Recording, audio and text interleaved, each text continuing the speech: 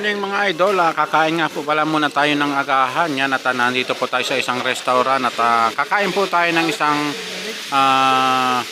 parata na lamang ang kakainan natin o kaya tamis kasi wala po silang available na kanin. Mamaya pang lunch tayo makakain ng kanin.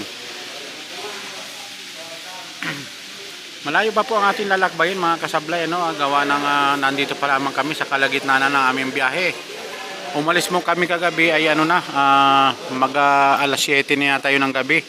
At ngayon anong oras pa lamang dito? Na rin, mag alas 7 na rin.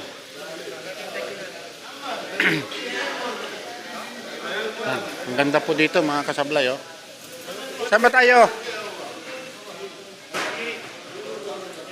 Ang ganda, oh. Ang ganda po ng nila. Saan gusto nyo? Sa Salampak o dito? Dito na lang. Sam, chay lang sa akin. Ako nang magbayad.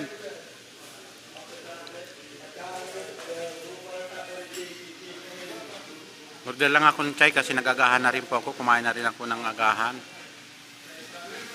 Yan po yung mga kasama namin sa bus, ano? Tsaka kasamahan din namin sa company namin yan na nagbabaan na rin. Yan ang ganda ng Ang ganda rin ng view. Tsaka malinis. Malinis yung tingnan, no? Ang ganda. Diba mga kasablay? Ganda ng Ganda ng Ha? No? Yan po yung mga baon pa namin, no? Yung broasted, hindi na ubos kanina. Ngayon na, maubos na to sigurado ngayon. Nagkamali pa ng bukas, ha? Yan, ubos talaga yan guys ngayon. Gawa ng nagutom kami sa biyahe. Halos magdamag kaming biyahe.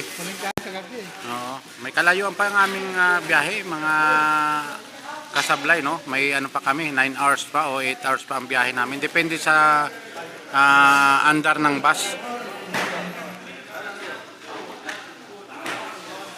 Tsaka ito, guys, oh.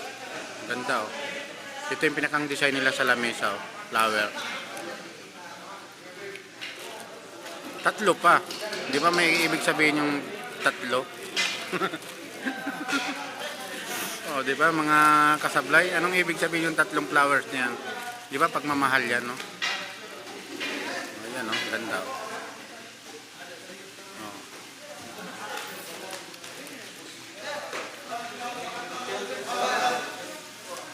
Yan lamang po ulit mga kasablay at kakain po muna tayo ng ating agahan.